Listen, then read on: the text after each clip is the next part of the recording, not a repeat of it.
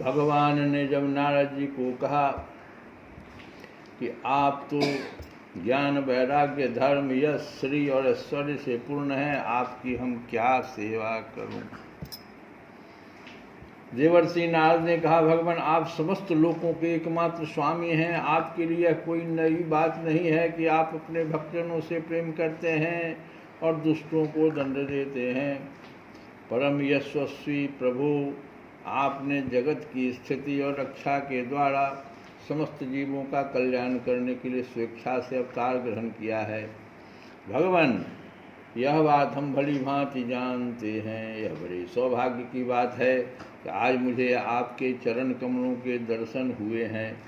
आपके ये चरण कमल संपूर्ण जनता को परम साम्य मोक्ष देने में समर्थ है।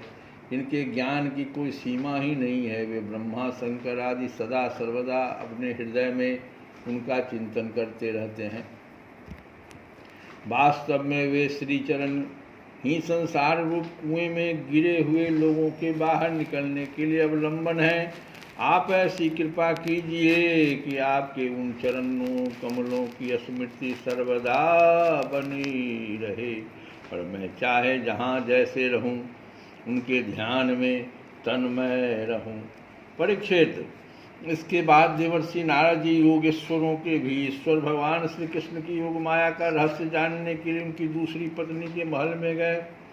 वहां उन्होंने देखा कि भगवान श्री कृष्ण अपनी प्राण प्रिया उद्धव जी के साथ चौसर खेल रहे हैं।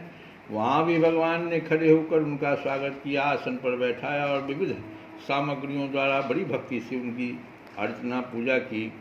इसके बाद भगवान ने नारद जी से अनजान की तरह पूछा, आप यहाँ कब पधारे? आप तो परिपूर्ण आत्माराम आप तो काम है और हम लोग हैं अपूर्ण। भगवान कह रहे हैं कि आप तो परिपूर्ण हैं और हम हैं अपूर्ण।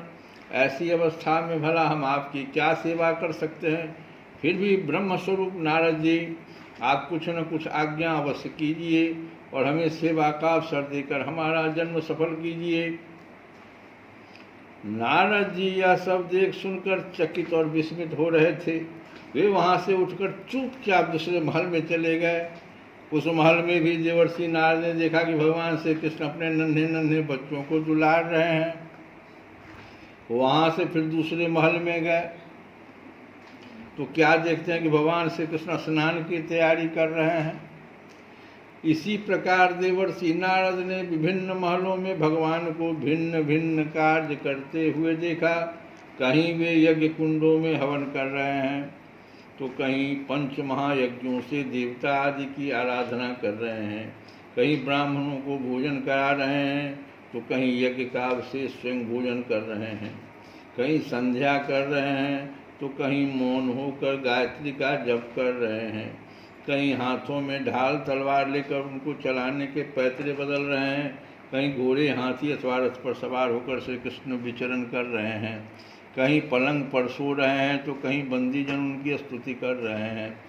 किसी महल में उद्धव और आदि मंत्रियों के साथ किसी गंभीर विषय पर परामर्श कर रहे हैं तो कहीं उत्तमोत्तम वारांगनाओं से घिरकर जल क्रीड़ा कर रहे हैं, कहीं श्रेष्ठ ब्राह्मणों को वस्त्राभूषण से सुसज्जित गौओं का दान कर रहे हैं तो कहीं मंगलमय इतिहास पुराणों का श्रवण कर रहे हैं, कहीं किसी पत्नी के महल में अपनी प्राण प्रिया के साथ हास्य विनोद बातें करके हंस रहे हैं तो कहीं धर्म का सेवन कर रहे हैं, कहीं अर्थ का सेवन कर रहे हैं, धन संग्रह और धन वृद्धि के कार्य में लगे हुए हैं तो कहीं धर्मानुकूल गृहस्थोचित विषयों का उपभोग कर रहे हैं, कहीं एकांत में बैठकर प्रकृति से अतीत पुराण पुरुष का ध्यान कर रहे हैं तो कहीं गुरुजनों को इच्छित भोग सामग्री समर्पित करके उनकी सेवा शुश्रूषा कर रहे हैं। देवर्षि नारद ने देखा कि भगवान श्री कृष्ण किसी के साथ युद्ध की बात कर रहे हैं तो किसी के साथ संधि की, कहीं भगवान बलराम जी के साथ बैठकर सत्पुरुषों के कल्याण के बारे में विचार कर रहे हैं, कहीं उचित समय पर पुत्र और कन्याओं का उनके सदस्य पत्नी और बड़ों के साथ बड़ी धूमधाम से विधिवत विवाह कर रहे हैं, कहीं घर से कन्याओं को विदा कर रहे हैं तो कहीं बुलाने की तैयारी में लगे हुए हैं। योगेश्वरेश्वर भगवान श्री कृष्ण के इन विराट उत्सवों को देखकर सभी लोग विस्मित चकित हो जाते थे। कहीं बड़े बड़े यज्ञों के द्वारा समस्त देवताओं का यजन पूजन और कहीं कुएं बगीचे था मठ आदि बनवाकर इष्टापूर्त धर्म का आचरण कर रहे हैं। कहीं श्रेष्ठ यादवों से घिरे हुए सिंधु देशीय घोड़े पर चढ़कर मृगया कर रहे हैं और उसमें यज्ञ के लिए मेघ्य पशुओं का ही वध कर रहे हैं, मेध्य पशुओं का। और कहीं प्रजा में तथा अंतपुर के महलों में वेश बदलकर छिपे रूप से सबका अभिप्राय जानने के लिए विचरण कर रहे हैं। क्यों न हो भगवान योगेश्वर जो है।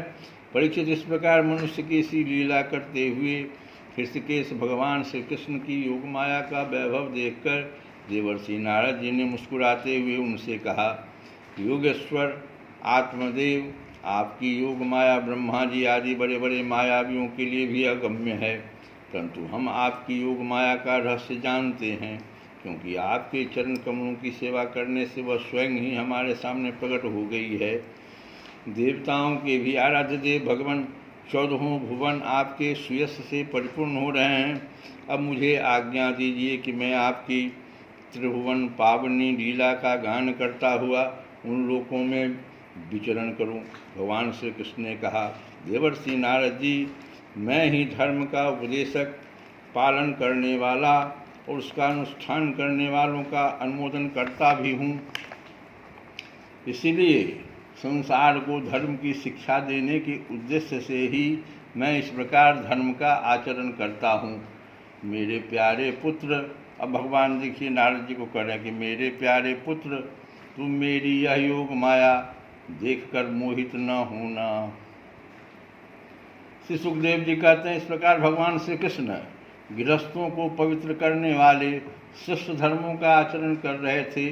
यद्यपि वे एक ही हैं, फिर भी देवर्षि नारद जी ने उनको उनकी प्रत्येक पत्नी के महल में अलग अलग देखा। भगवान श्री कृष्ण की शक्ति अनंत है। उनकी योग माया का परम ऐश्वर्य बार बार देखकर देवर्षि नारद के विस्मय और कौतूहल की सीमा न रही।